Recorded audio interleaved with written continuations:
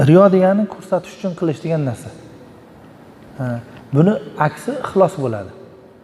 Ya'ni Alloh taborak va taolo ixlosga buyurgan, riyodan qaytargan, demak insonda ikkovi tomonni ham qilishga qudrati, imkoni bo'ladi. Ya'ni bu narsani riyo qilmaslik kerak, ixlos qilish kerak degan narsani bilishlikni o'zi insonni to'g'rilashga kifoya qilish kerak. Lekin bir amalni qilay turganligingizda birovlar ko'rib qolay turganligi uchun tark qilmaslik kerak. Birovga ko'rsatish uchun amal qilish mumkin emas. Hatto bir amalni birov ko'rib qolay turganligi uchun tark qilish ham joiz emas. Chunki siz amalni qiling yoki bir amalni tark qiling, nima qilganingizni ham bandani o'ylamaslik kerak. O'shandan keyin odam riyodan qutuladi. Endi siz bir amal qilib turganingizda shayton sizga vasvasa qiladi. Amalni tark qilishlik uchun. Falonchi ko'rib turibdi deydi. Falonchi ko'rib turganda sen bu ishni qiladigan bo'lsang, bu riyo bo'lib qoladi deydi. Bu riyoning vasvasasi xolos bu, riyo emas bu. Qilaverish kerak bo'ladi. Agar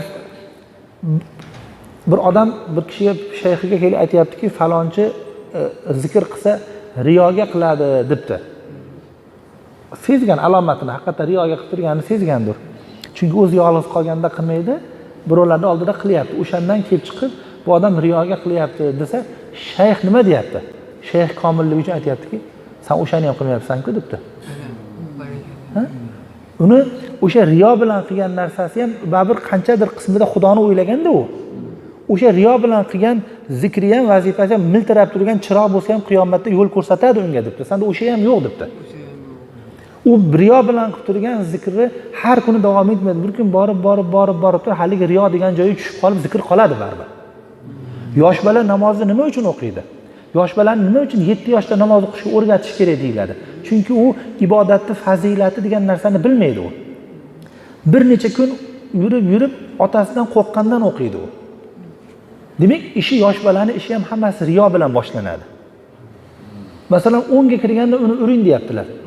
O'sha holatga yetib borganda haligi riyo degan narsa tark bo'lib, bolada namoz endi odatga aylanadi endi. Yoshi 12 ga kirib namoz farz bo'lganda ibodat darajasiga chiqadi. Riyo o'lib, odat bo'lib, odatga keyin ibodat aylanadi. O'sha endi siz 12 ga kirganda namozni boshlaysiz, qachon riyo bo'ladi, qachon odat bo'ladi, qachon ibodat bo'ladi. O'shanda ertaroqdan boshlash kerak bo'ladi.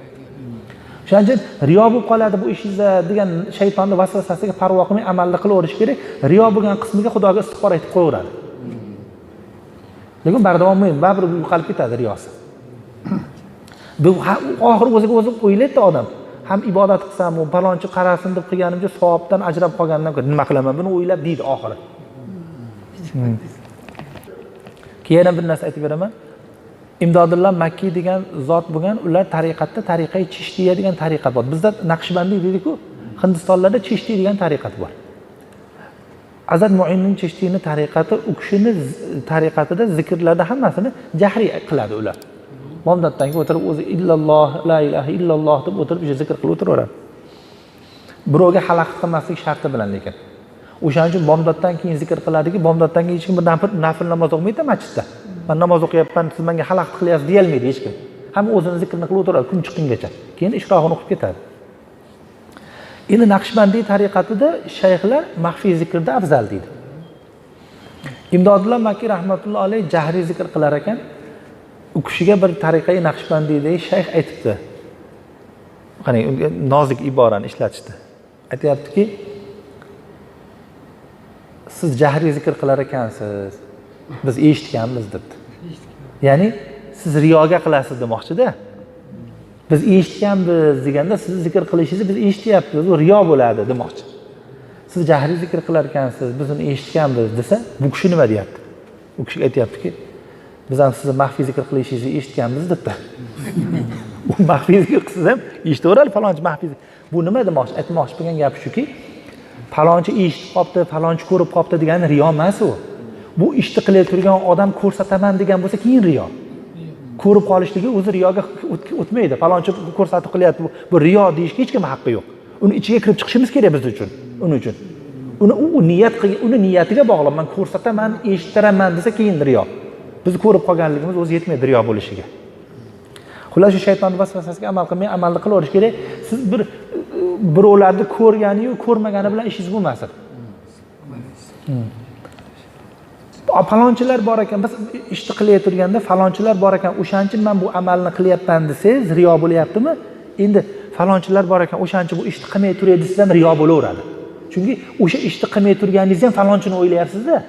Siz qilay turganingizni ham, qilmay turganingizni ham falonchini o'ylamasligingiz kerak.